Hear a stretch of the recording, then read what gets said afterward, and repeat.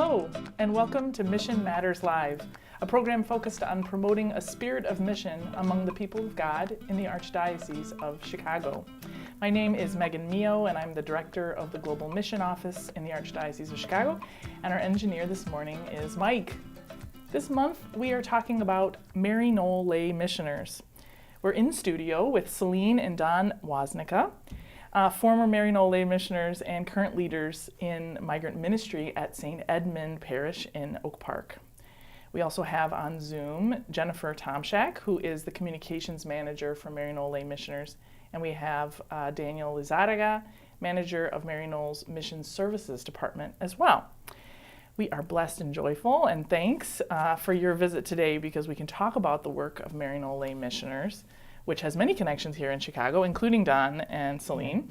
We want to talk about your inspiring experience of mission as well, and this work you're currently doing out in Oak Park as well. So just for our viewers, our listeners, Maryknoll Lay Missioners is a Catholic mission-sending community committed to nonviolence through prevention, intervention, reconciliation, and restoration of all creation. There are long-term missioners and missioner families in 9 African, Asian, and American countries, striving to create an inclusive and anti-racist world. They live with those who are the most excluded in society to transform unjust structures together. Whew!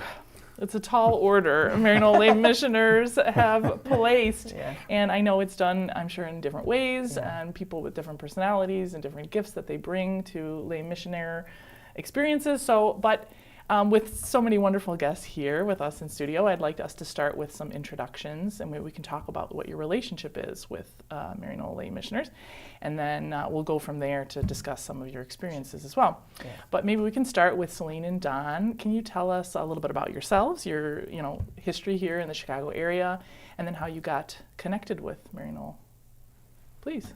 Well, Don Woznica. I grew up in Chicago, and went to medical school here as well at Rush.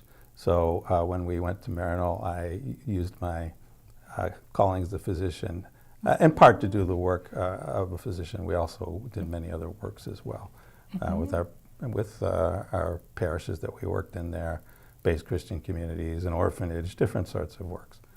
So, how many years were you? We left in 81 and we came back in 92. So. Wow. So I grew up in St. Louis. I'm a native Missourian, but we met at Notre Dame in the library. But after I graduated from college, I spent a year with the Missouri Province of Jesuits in Honduras, and that absolutely radically transformed me, to the point that when Don asked me to marry him, I actually said, only if you go back to Central America with me. Wow. And you know what? He said yes! Blinded by love, what can I say? Whatever it takes. So then, of course, he was, finished his residency, and as he was in his last year of residency, we started looking at lay missioner programs. This was in the early 1980s. Okay. And Maryknoll had the most comprehensive and organized program at the time. They offered us a 4-month orientation in Austin, New York, 6 months in language school in Cochabamba. They gave us acculturation classes. We studied the countries that we're going to be living and working in. It was just a wonderful, wonderful program. And we also bonded with other lay missioners who were in the program with us, and they became our support from afar as we were all going through mission in our different mission countries. Yeah, going to different places, but you had gone through that discernment process, preparation together. And we still meet with them on Zoom. We've had reunions now every year so that bond still remains after all these years. My goodness. So we joined in 1981 with a 3-month-old. We had been married for 2 years. We had a 3-month-old. And we came back 11 years later with 4 kids. I was just going to ask. Now I understand you had children while you were on mission. Yeah. That's amazing. And so they all had this experience too. Yeah. They were all exposed. Well, and then we had a fifth child up here. And back here. So, okay. Wow, that's amazing. Well, I'm sure we're going to hear more about Yeah, that yeah. as we go, but would like to give a chance for our Zoom guests to introduce themselves too. So Jennifer, please tell us about yourself. Sure. My name is Jennifer Tomshack. I'm the communications manager for Maryknoll Lay Missioners. And I feel like I've been at least aware of Maryknoll my entire life because of Maryknoll magazine. I feel like that was like the Catholic Life magazine. My grandma always had it in her house.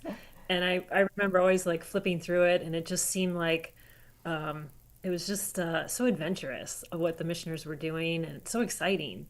And and then I went into Catholic media, and so then I followed Maryknoll magazine professionally for many many years. And when the opportunity came up to join the lay missioners and help support their mission, I jumped at it. Ah, okay. And so how long have you been with Maryknoll? I joined last year. Just last year. Wow, wonderful, awesome. And can Daniel, you tell us about yourself as well? Yes, good morning from El Paso, Texas. This is where I'm based. I joined Maryknoll staff last summer as well, I think a week after Jennifer got started. So we're both newbies on the block, but so far I think both of us agree that it's been a warm welcome, and we feel, I certainly feel at home and connected. And yeah, my connection with Maryknoll goes back to the magazine as well. I'm always impressed with how many people have that as part of their formation, their initial contact with Maryknoll. Yeah. And at that time, it was I was in high school, and it was during the strife in Central America and the various civil wars and so forth. And I always admired the coverage of the priests and brothers and sisters and lay missioners as well who were involved with that. And I did consider discernment at one point with the Society of Priests.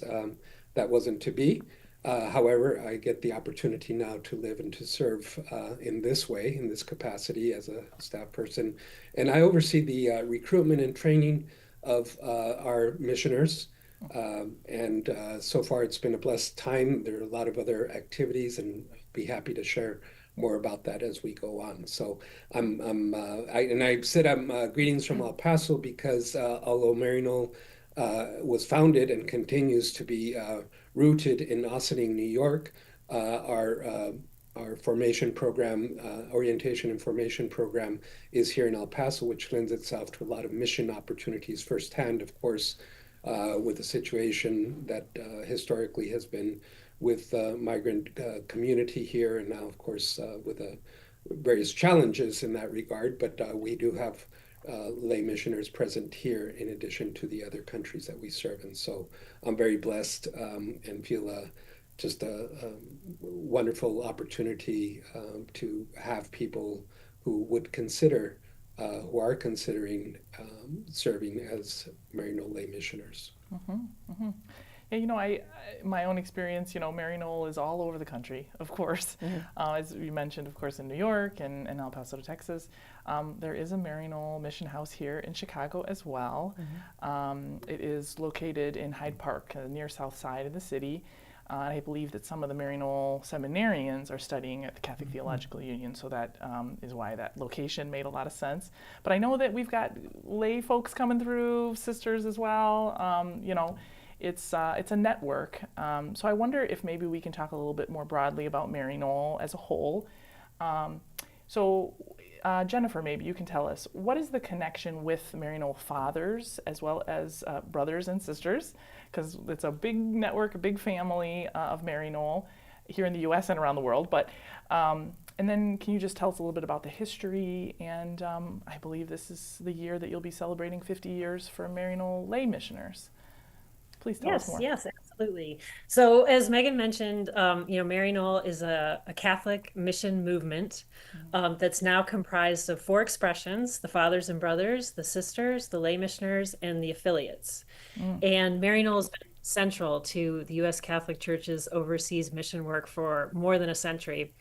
And the history is actually really interesting. It goes all the way back to 1906. Until that year, the United States was officially considered a mission territory by the Vatican.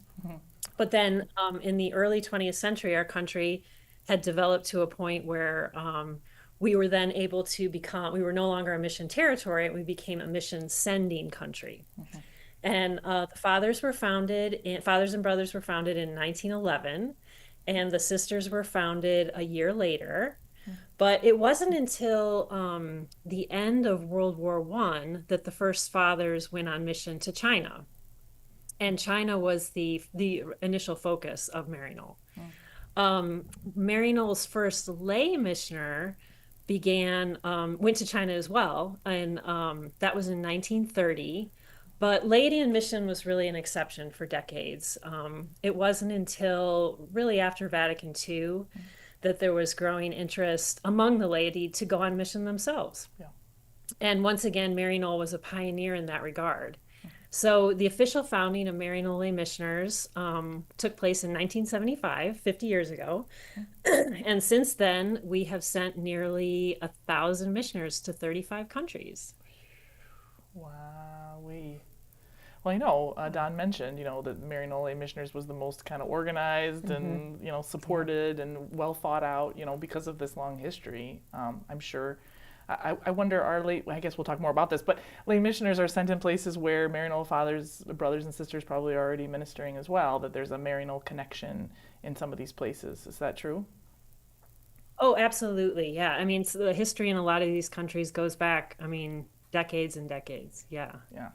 So that's one of the benefits of this larger network, is that wisdom and that history, those relationships with the communities that are receiving. Thank you for mentioning, too, that the United States has been a mission receiving as well as mission sending country or set of dioceses in the world. I think it's important. These days, those relationships are becoming a lot more kind of mixed up, a little bit. The reality is a little different in recent years than I think a lot of the way we've been thinking about the U.S. as solely a sending mission country. But mission is everywhere. And I think we're starting to kind of like recognize that, and all vocations are needed for that missionary work. So I wonder if Celine and Don can say a little bit more about that vocation of the lay missioner. As I said, you know, that image maybe people have in their minds of what a missionary looks like, you know, sometimes can limit the possibilities. So what is that experience like? How would you define being a lay missioner? Well, our first assignment was Nicaragua, and that was in the early 1980s, and it was nice talking to Daniel because he was being supportive of this, what we were actually living in Central America in the early 1980s. And it was sort of a novelty, you know, for the families, I mean, in the community that we lived. So we were assigned to Nicaragua. We lived outside of Managua in a large barrio called Ciudad Sandino, where the Maryknoll sisters had been for about 10 years before that, okay? And, you know, our neighbors sort of caught on. I mean, the first they would call me Madre and, you know, Don Padre, and then they figured out, no, this is a family because we have a little son together, you know? And it was very interesting because we were something completely new and different, you know? I was just going to say, well, you were a madre, but you were like a real madre. I was a real madre. Not like mother exactly. superior or father, exactly. a priest. And so, you know, all I can say is that we entered the Maryknoll so young in our married and family life, and we stuck with it for, you know, 11 years. So 11 out of the first 13 years of our marriage was being with Maryknoll. So that affected our family marriage life from that point on, because we got this sort of grounding. Yeah. Yeah, I think most people who join as lay missioners have it's in their DNA to serve, right? And I think that vocation as a lay missioner continues even after you leave the country that you sent to and return to the United States. I think of everybody in our group who's come back, and were in service professions, or now that they're retiring, are continuing to do volunteer work. So the Jesuits say once you do something like this, you're ruined for life. Maryknoll doesn't have a slogan like that because you're not ruined. You're energized for life. Yeah. It formed you. I mean, I think a lot of absolutely young did. people in particular who go and have that, young lay people Yeah. go on mission, even in short term. It can have completely formed us. profound- It completely changed our trajectory in the sense that because we didn't get saddled with a mortgage, with a home, and we didn't, we just didn't have those. We didn't walk that path, Yeah. And I have to admit, I'm the sixth of 9 kids, right? So my older siblings, who still, always thought I knew nothing.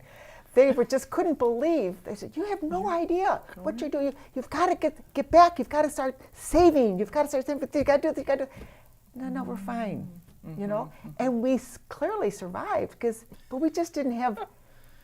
We were not interested in that particular path that so many young families start to walk and get sort of saddled to. We weren't. It's outside the box, and so Totally outside people are, they want to put you in a box. When are you going to start your life? As though we're not living it Officially, yeah, exactly when we're there.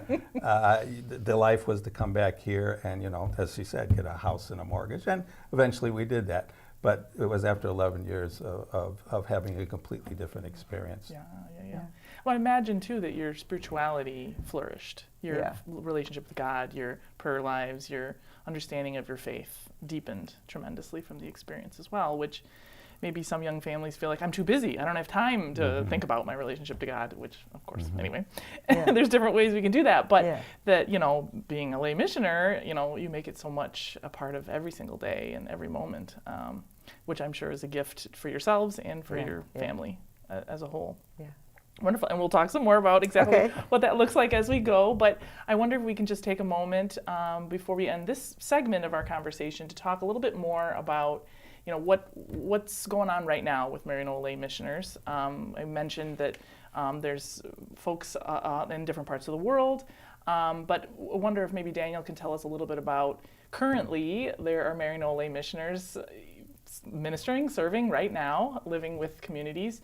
Where are they, and what are some of the things that they're doing today? Yes, thank you. Worldwide, we currently serve in 9 countries, more or less. There are, for example, here as I mentioned, we have a presence here on the border. We have 3 lay missioners who are working primarily in the area of migrant care, both in legal services. We have 2 attorneys who are assisting with people to obtain their legal status and so forth, as well as care in the shelters that exist here, and also bringing groups here to see the reality and recognize what the issues are regarding this very important issue. And then going along with Central America, we have a presence in El Salvador. We have several lay missioners who are there, and then Bolivia and Brazil in Latin America. And then in Africa, we have several countries. We also have had a presence in Haiti. Recently, we've had to call back the lay missioner because of the violent situation there and the need for safety. However, that individual will be assisting from the Dominican Republic with Haitian refugees. So there's still that commitment to the Haitian people. In Africa, we have a presence in Kenya, in Uganda now, and South Sudan, some very difficult places, and then Tanzania as well. And then in Asia, we have a presence in Cambodia, which we have several lay missioners there. So all of those countries are places that we have commitment to, that we have been able to work preferably with the other expressions of the Maryknoll family, such as priests or sisters, who also have, are able to gather and focus, support each other, I guess, in their community way of life. And that presence in those places also lends itself to a variety of ministries that people are involved in. We have basically 5 categories of areas that we serve in. One is in education and leadership development. So some who serve teaching in schools, who also help with teacher trainings and those kind of things. And then we also have, as Don and Celine served, in healthcare and health promotion. So that could be direct services in terms of medical practitioners in the health area, as well as health educators. There's a great need, as many people know, in those countries to advance healthy ways of living and promote that general welfare. We have people in faith formation and pastoral care who might be connected to a parish, doing a special ministry there, or as part of a parish team who assist in some way. And then we also have people who work in the area of justice and peace. Now, it's important that all of the ministries that Maryknoll Lay Missioners are committed to utilize what has recently developed as a more integral part of how we approach things through nonviolence, through the lens of nonviolence. So all of our work recognizes not just the physical violence, but also the emotional and societal and even spiritual violences that we give witness to a different way of living that counters those. And finally, the other area would be in the area of sustainable development, which is helping through communities, especially to look at ways of producing agricultural projects and water resources and so forth. We always do this, all of the ministries are done in partnership with existing community organizations. It's not that we go and just start something, let's get something going here. It's really through dialogue, through those relationships that are cultivated with those organizations that we provide support. And I know that Jennifer is widely aware of many stories given her role as a communications. And Jennifer, maybe you want to share something that stands out recently, one of those stories. Yeah, a great example of that would be our missioner Kathy Fladoff, who's in Kitale, Kenya, and she's working in tandem with the Daughters of Charity, who already have an established presence there, and they provide basic health care and also basic needs like nutrition. Kitale is a city where people are living in pretty extreme poverty. It's jobs are of any kind are extremely scarce. It's hard to make rent. It's hard to get enough food to feed your family. And Kathy and the Daughters of Charity together have a basic needs nutrition program to make sure that kids are getting what they need to grow. Just recently, Kathy shared a story about a woman whose sister had died in childbirth, and she had a little newborn baby that she brought to them, and she didn't have the ability to feed this infant, and there she is right there on the left. That's baby Claire. And they were able to make sure that she got what she needed, and they're checking on the family regularly to make sure that the baby's getting what she needs, as well as the other children in the family, and just supporting that aunt who's taken on this responsibility. So Kathy's really making a difference there. And another example would be also in Africa, Gabe Hurish. He's our missioner in South Sudan. And he's working with a parish there, St. Mary Magdalene Parish. And they run a school that teaches about 1,200 students. And a lot of, from the photos he sends, it looks like the classrooms are open air. They're sitting outside teaching and learning. 700 of those students live there in a dormitory because their families are, they come in from some distance to be educated. And Gabe's a teacher. And he's helping a very large number of students acquire the education they need to better their lives in the future. And he's somebody who really lives out the value of joy. It comes through in all his photos and all his stories. The work that he does is just such a joyful experience to him. Yeah. Wow. I mean, these are such uplifting, hopeful stories of mission too, even in the midst of some struggles and difficult situations, poverty, people living, with very limited means. But the goal of a lay missioner is, in part to help problem solve, but just to live alongside people and be that kind of presence of hope that you're not alone. And for anybody, thinking about what does it mean to be a lay missioner too, you're not alone in being a lay missioner. You've just shared a few stories about, working with communities that, and we'll talk a little bit more about what that discernment process might look like later, but that you'll be expected, you'll be wanted where you're going, and that there'll be a pairing up of the needs with the gifts and skills that you might bring as a lay missioner, so that this is really always going to be a community effort, a social effort that everybody is involved in. That I think sometimes people think, being a missionary means, standing on the street corner by yourself and, preaching, that kind of style. No. Yeah. That's not how the Catholic Church does it. We are very interested in the communitarian approach to any ministries that we're involved in, that we do this together. And very often we are part of a local organization that's run by nationals. Yeah, it's not run by an international, a foreign group. Oh yes, yeah. You really want to be in touch with what's happening here in this local setting. The people have identified their own needs and whatever approach to respond to the need might be, which is wonderful. So okay, now we've got some more to discuss, a few more things, but it's time for us to take a little bit of a break, a little pause. But we're going to continue with parts 2 and 3 of our discussion. We're going to hear a little more about the ministries that Celine and Don are involved in here in the Chicagoland area with migrants, and we're going to talk a little bit more about that discernment process. Maybe you will be feeling that call to be a lay missioner. So stay tuned for parts 2 and 3. We'll be back. Okay.